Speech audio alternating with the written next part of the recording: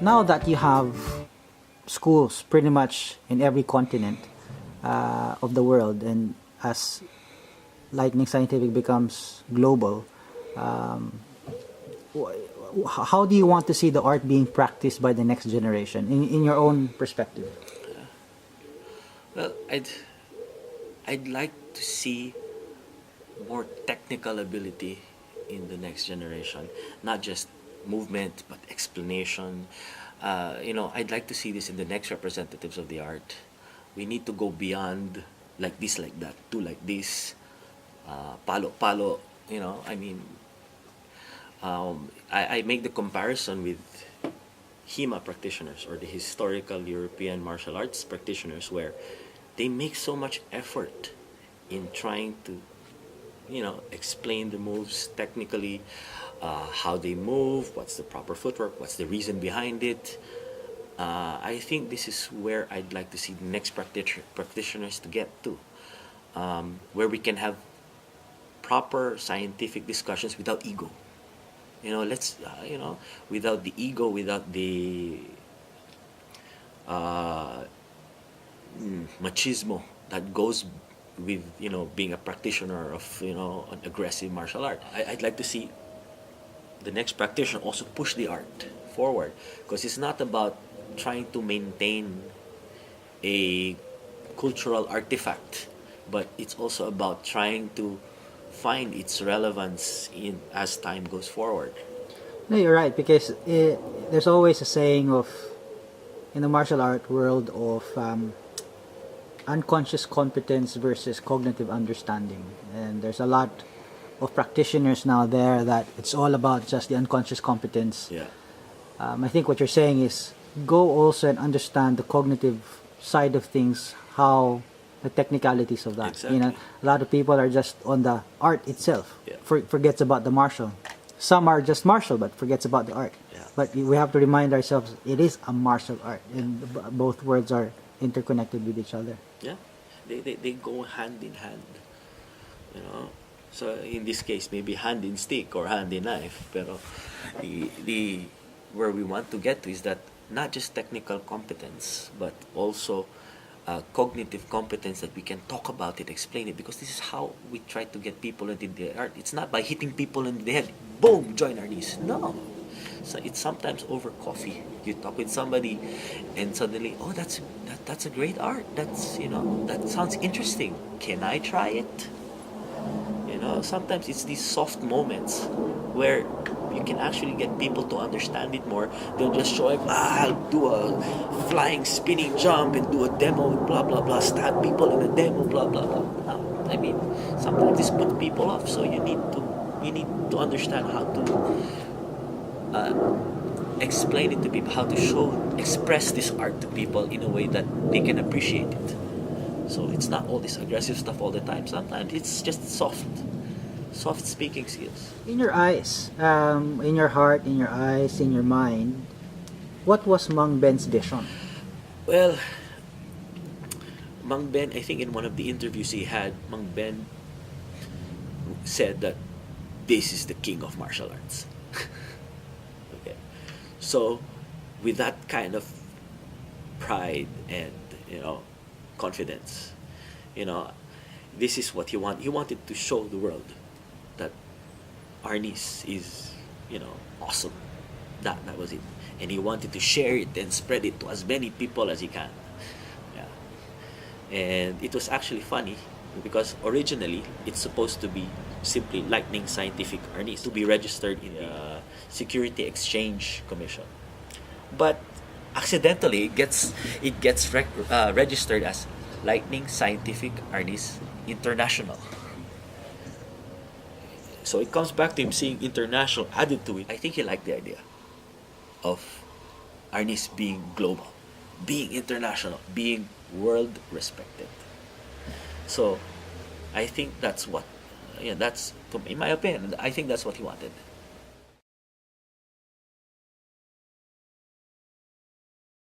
Decades, years of training, years of experience, a worthy representative of Lightning Scientific, Arnis International. John Escudero, where to now? What is the plan for the next? You're still young. You always say that you're old, Yeah. but you're young. Um, uh, what's next? To infinity and And beyond. That's it. To infinity and beyond. Because for as long as I can walk this path, I will walk it. For as long as there's somebody who wants to learn, I will teach. There are many ways I'll do it. Traveling is one thing. I mean, I feel the duty and responsibility to, as I said, tech support. For anybody who wants to learn lightning or already is doing lightning but needs help, wants help, wants to move forward in their training. Get a Facebook account, find me. Videos online, I do my YouTube, and I have my blog. Also, a manuscript. Seminars, I mean, for as long as there are people interested to learn the art, see the art, experience the art, I will travel. I will make the time. One, mostly, not just because, obviously I love the art. And I feel the obligation to share. This is my life now. That was a life-changing decision. And if Mang Ben did not walk into my life with that, I don't think I'd be doing this. I guess to some degree luck has something to do with it, but have a stick will travel. That's basically it. Do you feel a duty of care or responsibility to impart what Mang Ben taught you, Yeah. or what his vision was for the art, and not for that thought process not to disappear in the skies and the clouds, and there should be continuance and sustainability of the deliverance of this system? I feel it very strongly. I feel the obligation and the duty very strongly. Now, some people won't understand it. Why? But, I feel that it is something, there is such great value in this particular legacy, that I feel the need and obligation to share it. Not just because it is a cultural artifact of the in heritage, but I feel it has something to say. When it comes to martial arts, comes to Filipino culture, comes to the expression of the art of lightning scientific harness itself, not just as harness, but also as a way of fighting, a way of surviving, way of defending, way of living. So I feel it very strongly that I want to see it in my time, or for those who choose to walk with me along this path. I want to help guide them towards this path, or along this path. Now, every now and then, people will want to, of course, maybe take their own path from this one. Sure, I mean, we all do that. But for as long as people would need my help, or would like to, or appreciate the assistance, I'd give it. There's a saying, John, of begin with an end in mind, and fast track the next phase of our lives, and you have the opportunity to meet Mang Ben again in a different light. And if he asks you, "Oh, John, how are you? What have you done? What have you achieved so far? All of these things that I taught you, where did it bring you? Where did it bring Elsai?" Well, that's an interesting question, because every Catholic schoolboy maybe knows this story from the New Testament. It's funny. I'm not really religious, but it's an interesting question, because there's that parable of the master who goes off on a trip and leaves his assets and belongings and everything to three of his most trusted servants. And You know, he goes off on this trip, comes back maybe after like let's say X years, and he comes back and asks each of his three students, what did they do with what he left them? One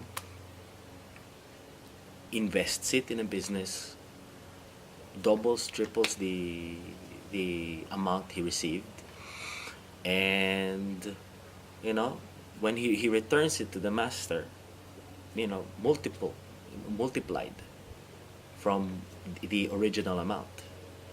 Second guy, maybe he's not as brave or as confident as the first guy, does half and half, you know, saves it in the bank, takes it back with interest. The other half tries to grow it. It's not as rich as in growth as the first guy, but you know, it moved forward. He tried. Third guy doesn't trust anybody, doesn't have the confidence to try anything, doesn't want to share, you know, keeps it all to himself, you know, digs a deep hole, buries it in the ground, and you know, he has this, you know, satisfied look on himself to return it.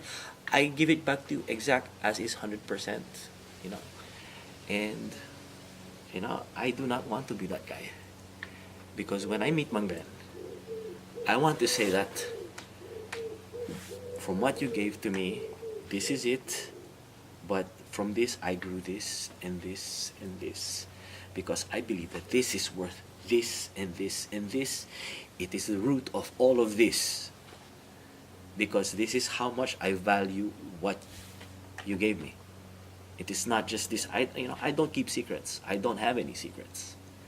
Okay, because I look at it as not just a seed. I look at it as a catalyst. You know, of it how lightning scientific harness on its own is already rich in itself, but can be a catalyst for other stuff. You know, and can enrich other stuff and bring other stuff to greatness. I would like to hope that, you know, to meet Mang Ben face to face again. You know, I would like to be able to say this, that I tried my best, and I hope, you know, I hope it makes him happy. That's where I go with this system.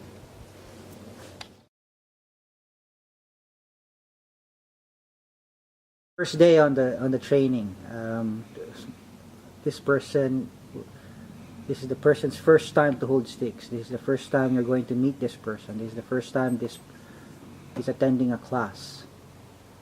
What would be your advice?